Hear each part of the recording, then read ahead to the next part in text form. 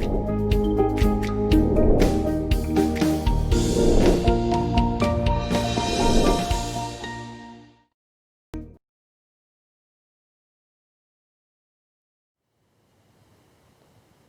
and welcome to this week's episode of Financial Planning Explained. I'm your host, Mike Menninger, certified financial planner, founder and owner of Menninger and Associates Financial Planning. I am really delighted with today's guest.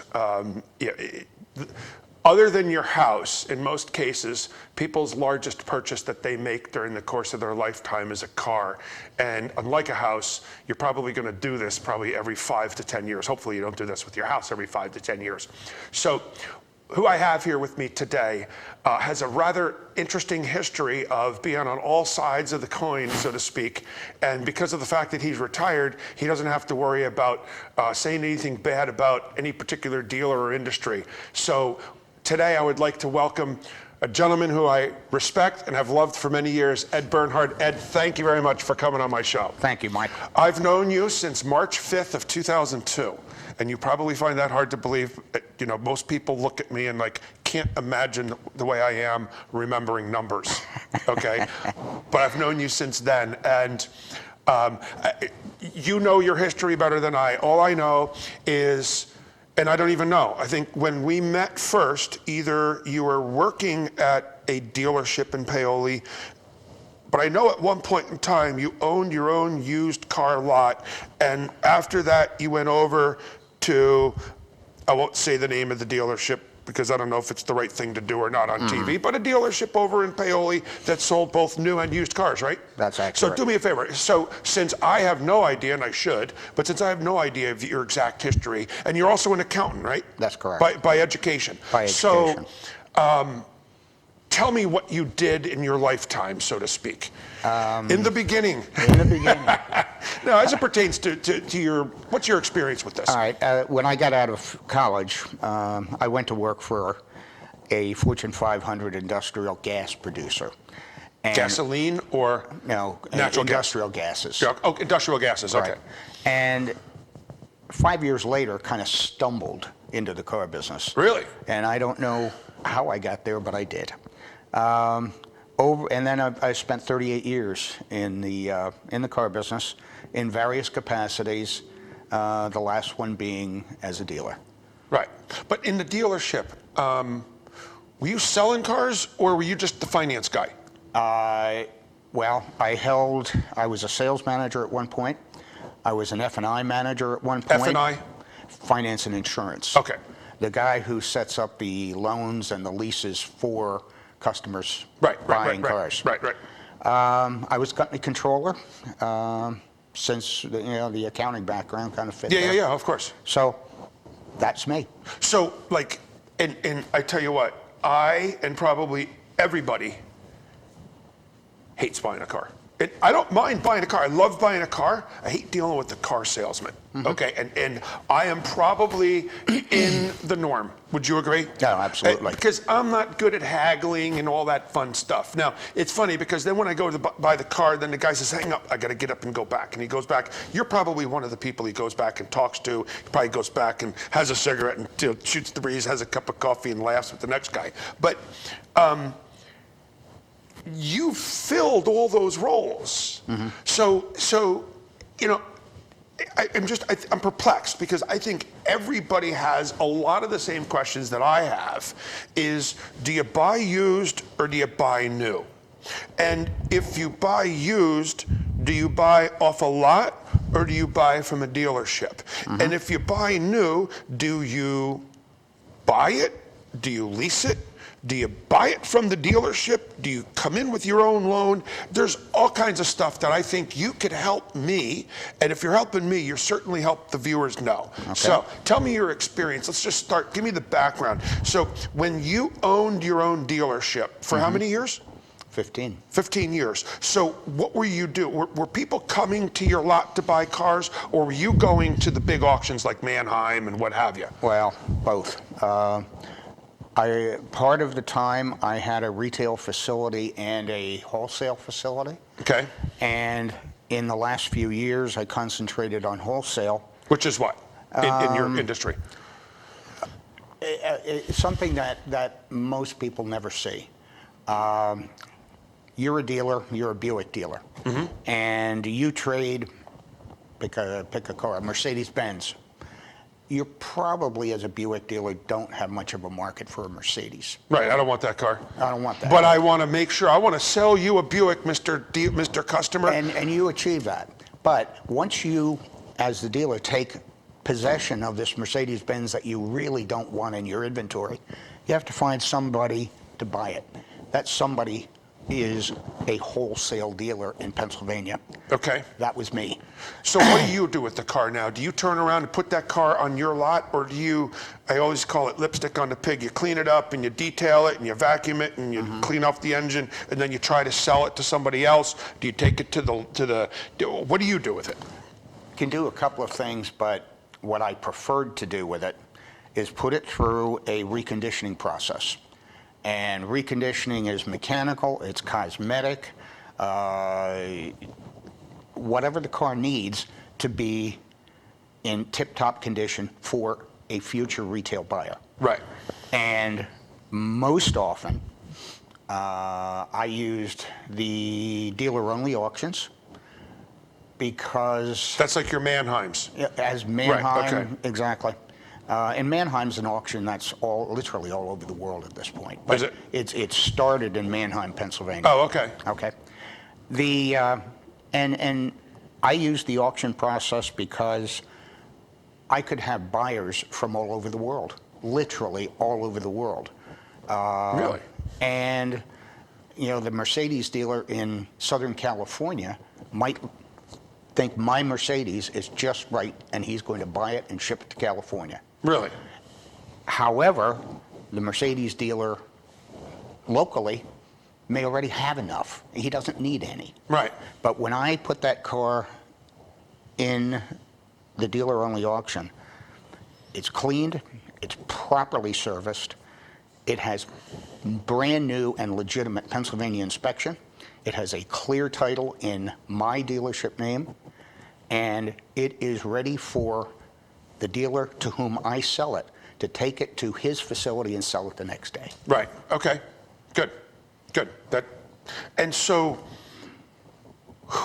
there's got to be money made. So you're the wholesaler. You bought it off the Buick dealer. Right. You cleaned it up and made it look pretty. It's not just that, it's mechanical as But well. that too. Okay. And body work if necessary. But you have to have, during your lifetime, bought losers. Absolutely. That's a risk. Absolutely. So the risk basically is if you buy a loser, it gets absorbed, which means that you have to kind of step up the cost. So what is the typical profit? So you bought this used vehicle that turned into Mercedes, you cleaned it up, and then there's a cost. The cost of the purchase, the cost of the cleanup. What is your goal for resale? Is it a percentage profit or is it a dollar amount profit? You could say both, but if I was operating at an 8% gross profit, I was doing just fine. Okay, $10,000 car, you're selling at $10,800. Okay, that's not a lot. No, it's not. However, you do volume. You what? You do volume. And Right, okay. And there are those cars that surprise you.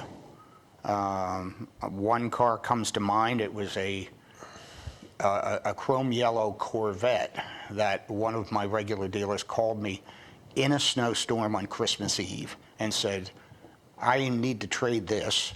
Will you buy it at a given price? I said, yes. That car then got put in my inventory for 5 months. I sold it at auction in May of the following year for the best part of a 50% gross profit. It was a 50% gross profit? Yes. Oh, that's not bad. No. I was expecting you to say... No, not 100%, but a 50% gross profit on a used car is obscenely large. Yeah, well, there's nothing wrong with that. Obscenely large with a smile on your face from ear to ear, absolutely. But the point being, on average, when it's all said and done, I was operating at about an 8% gross and it worked. It allowed Okay. me. It allowed me to. You got live to, comfortably. again, everything is relative. You got to be running enough through to be able to make $800 per or 8% work. Absolutely. So if I'm going to be looking for a used car, am I going to get a better deal from a private place or a dealership? When you say a private place, you mean a non-franchise dealer? Yeah, There is no good answer to that. Just because a dealer is non-franchised does not mean he's fly-by-night. a fly-by-night, a shyster, whatever. Right. He is most likely an experienced professional. Right. And he may not be able to offer some of the bells and whistles, I mean, in terms of facility, that a franchise dealer may, but he picks his cars carefully, and he knows his local market. And he's probably a graduate of one of the local franchise dealers. Right. And he learned his trade at the expense of the franchise dealer. Or he may Do have. you think you generally get a better deal through the non-franchised as opposed to a dealership? No, I don't. So then why do I want to go there as opposed to the dealership? Because the non-franchise dealer has what you want at a price you want to pay. And Well, I thought you said it's not a better deal than the it dealership. may or may not be. I can't tell you that. It could be, or it could not be. Yeah. So let's go to the dealership now. I'm going to go on this one because we're bumping up on break already pretty soon here. Okay. I'm thinking about the whole month-end quota. I just, so I don't know enough about it, but I always hear on the outside that if you're going to buy a car, you buy it at the end of the month because they're trying to push stuff out, and there's all kinds of incentives to push inventory out. There's sales incentives to the sales guys. Tell me about it. Is it real? It can be. It can be. It's common enough to find dealership activity right in the last few days of the month at a real peak. However, at least some of those transactions have been in process for perhaps weeks. And whatever transaction is done by a dealer, somewhere in that transaction there's profit. Of course. Somewhere. And that somewhere could possibly be an example. The factories give dealers incentives if they sell, say, 38 Cadillacs this month. So at the end of the month, they're trying to hit that 38 number because they will get money back from the factory. Right. And if they've already sold 37, and that 38th means $5,000 or $10,000 coming from the factory, they will Discount it a bit. they'll do something to get that 38th Cadillac sold. So that's the dealership programs, but I was thinking more in the lines of the salesman's incentives. Okay. The salesmen, bear in mind that the salesmen are constantly under pressure to produce. And if they don't produce on a regular basis, and the accounting comes at the end of each month, if they don't produce on a regular basis, they're going to be without a job. Right. So again, you have a salesman who's at the end of of an accounting period of a month, and he is 1 or 2 deals short of his goal that month. He's going to work hard on the sales manager. But how are they compensated? Are they commission only? No. That used to, in the bad old days, that was common. It was strictly commission. And then it became a matter of some smallish regular salary plus commission. Okay. That's why the deal, I mean, if it's commission only, who cares if they don't? Yeah, exactly. There's no overhead for the dealer. Right. But the idea that, okay, it's harder and harder and harder to attract younger folk to a sales floor if they don't have any idea what they're going to make. It's also harder. Right. So They got to put food on the table of some they got to sort. put food on the table. So they need a guarantee of some sort, and then incentives on top. And you see more. You see some changes among dealer pay plans that go something like, you'll have a salary that's maybe not the greatest, but it's livable. Mm-hmm. And then you have incentives placed on Of top. of course. But it's more and more a situation where you have a halfway livable salary so that you can actually attract competent people to Well, you the have industry. to. You have to. All right, we're coming up on a break. Okay. All right. Come join us. We've got to take a break for a couple of minutes. Stay tuned as we continue on with Ed Bernhard and his knowledge of car dealerships and purchasing and leasing, and look forward to seeing you in a couple of minutes. Stay tuned. Thanks.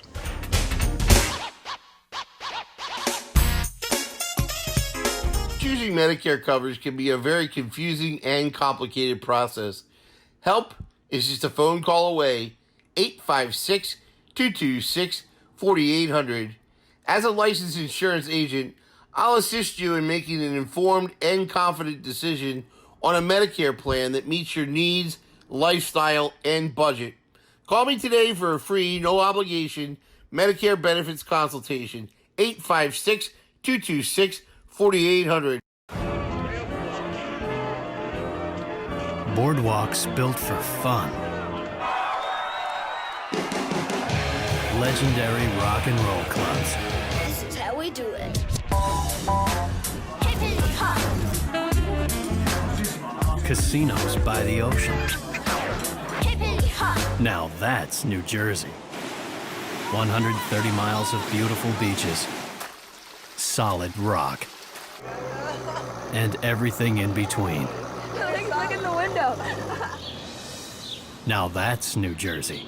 Burlington County College. Is now Rowan College of Burlington County. Still the same great faculty. At a community college ranked top 50 in the nation. Basically, we earn more and pay less. RCBC students are accepted at Rowan University after graduation. And get a bachelor's degree for around $30,000. Online and Mount Laurel students get a 15% Rowan University tuition discount. And have many scholarship opportunities. So you earn more and pay even less. Rowan College of Burlington County. Your path to success.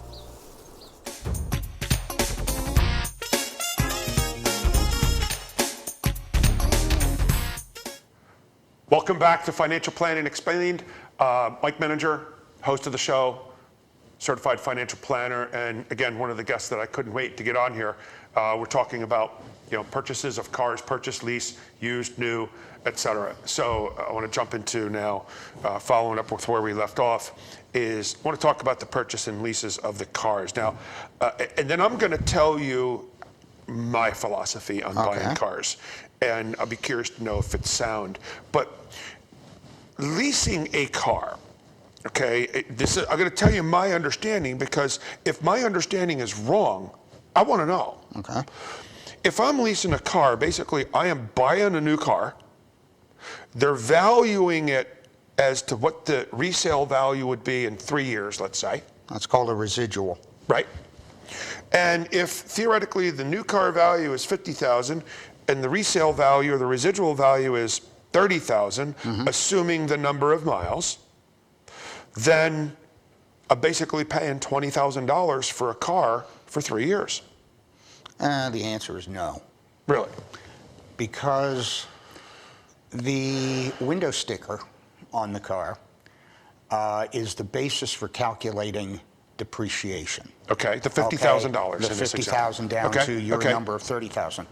However, the capitalized cost of the lease, which means that here's a car with a window sticker of $50,000, but you really buy it, or the leasing company really buys it for $45,000. Okay, so in other words, I'm only paying $15,000 for 3 years.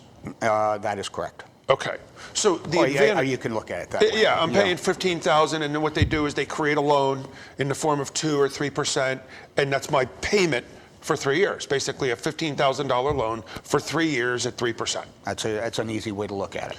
So you always hear that the moment you drive a car off the lot, you just lost 10% of its value or something like that, right? That is absolutely correct. Right. So whether it's 10% or 5%, you lost some percentage. correct. It's the person. So my philosophy on buying cars is I buy that car off lease. Because I just bought that $50,000 car that's 3 years old. For approximately half of the original window sticker. Approximately. 60% basically is what I paid. And I did this 2 times in a row, and I'm like, this is a smart idea. Yeah, it's I fine. bought a 3-year-old car with 13,000 miles on it. I stepped foot in that car. I'm telling you, it was a brand new car. And it was a nice car. It was a nice car that I paid less than what I would have paid for a new car of significantly lower quality. That's probably true. 3 years from now, I turn that car in, and I'm a fan of the Japanese cars. Shame on me because I buy U.S., but except for cars. The resale value in 3 years is not going to be that much. So if I look at that lease that I'm paying however much for 3 years, the amount of money that I pay between what I paid for the 3-year-old car and the 6-year-old car, that depreciation is substantially less. It is. The vehicles depreciate at their greatest rate typically in the first 3 years of being on the road. On the value, of its value. But if you Yes. get a vehicle that is historically known for either living a long life or having a great resale value, then you're almost better served buying the used. Many people are. Yeah. Many people. But there are people who, for good reason, salesmen who are on the road, should always want to be able to display a new car. Or they simply have predictable driving habits and they want to drive the latest and the greatest, and they want to have the best part of the service life of the car, and that's obtained typically in the first 3 to 4 years. Right. And a lease will give you 3 or 4 years of the best part of the service life of that car. In other words, you don't need repairs other than changing the oil and You maybe the change tires. the oil and you rotate the tires and you make sure you have brake pads and you're there. Right. You don't have, you have minimal maintenance and virtually no repairs because that car is under factory warranty for the entire time you're driving it in a lease. Interesting.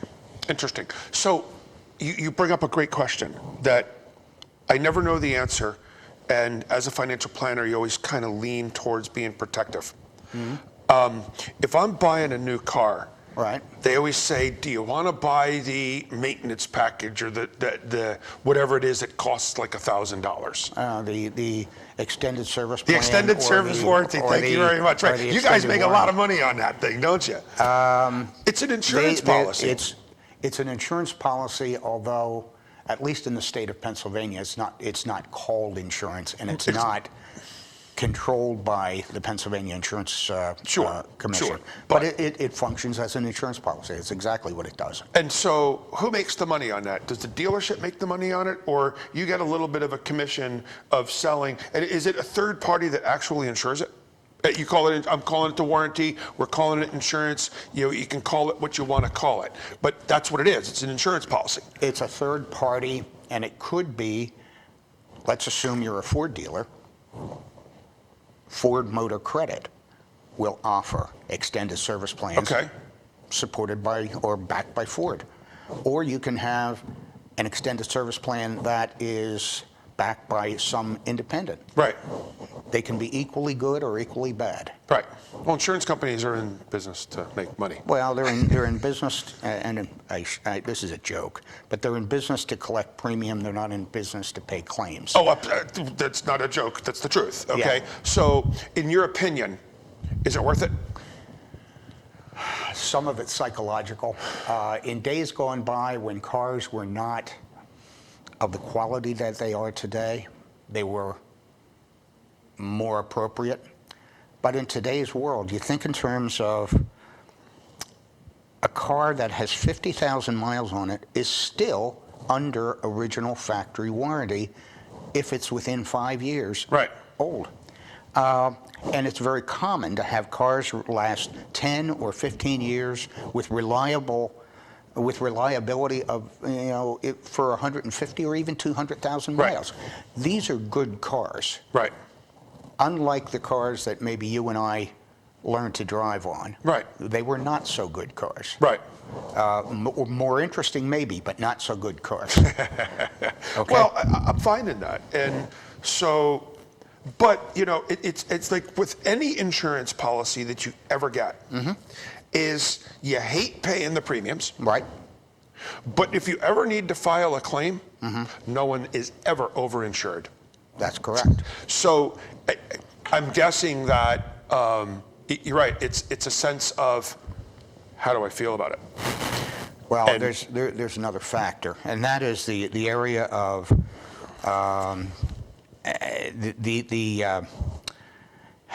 what do I want to say here? The used car that is a certified pre-owned car. Okay. Okay. A certified pre-owned car, at least in I'm glad you theory, brought that up. is a car that has been very thoroughly inspected Right. by a dealer, okay? Right. Using the manufacturer's certification Right, process. correct. And then attached to it is an extended service plan or an extended warranty, use whatever term you like. That actually I like, because I could be buying a lemon otherwise, and it's almost kind of creating lemon proof It reduces the risk. There's no doubt. significantly. So if you can believe this or not believe this, we're almost out of time here.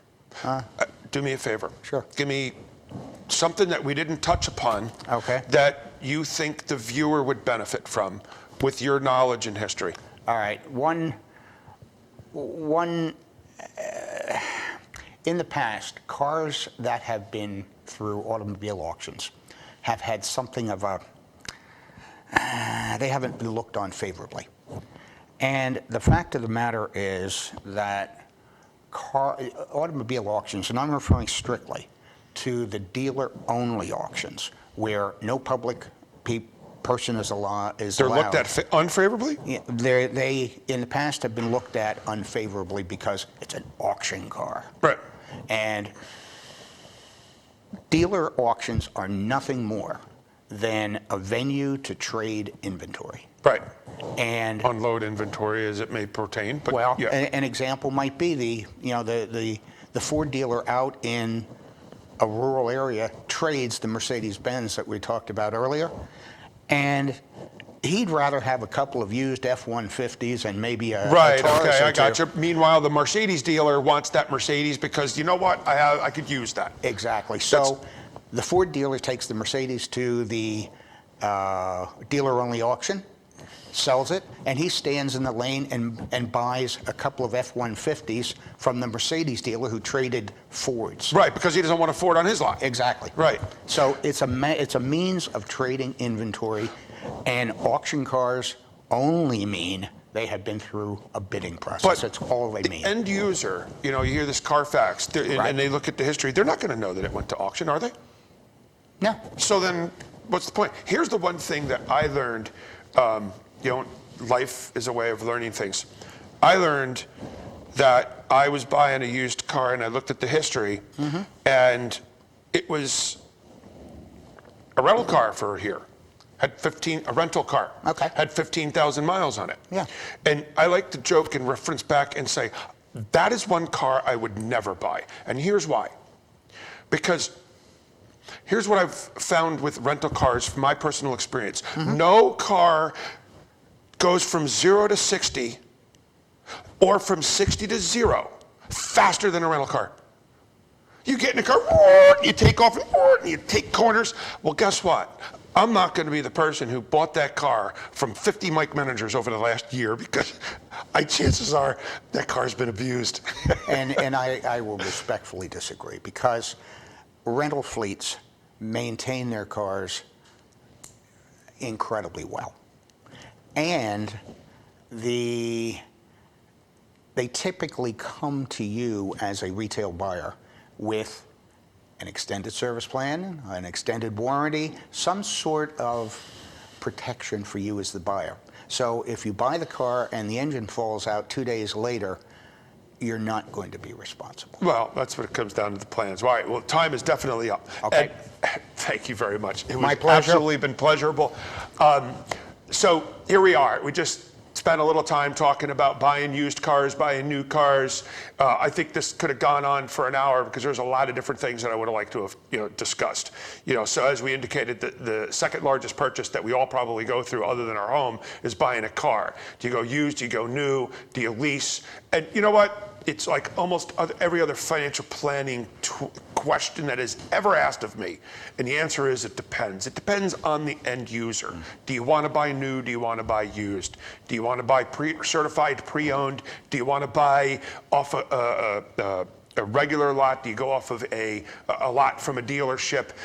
It all comes down. And is there the month end? Yeah, oftentimes there's month end deals when you go into the dealerships. So, what the heck, you may as well give it a whirl. But anytime you're doing anything, it's always good to do your research. And that's today's conclusion when it comes to buying cars.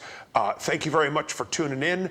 I hope everybody had the opportunity to learn something today, because once again, that's what it's all about on my show, Financial Planning Explained. And I'm your host, Mike Menninger, Certified Financial Planner. And I look forward to seeing you next week. Have a great week.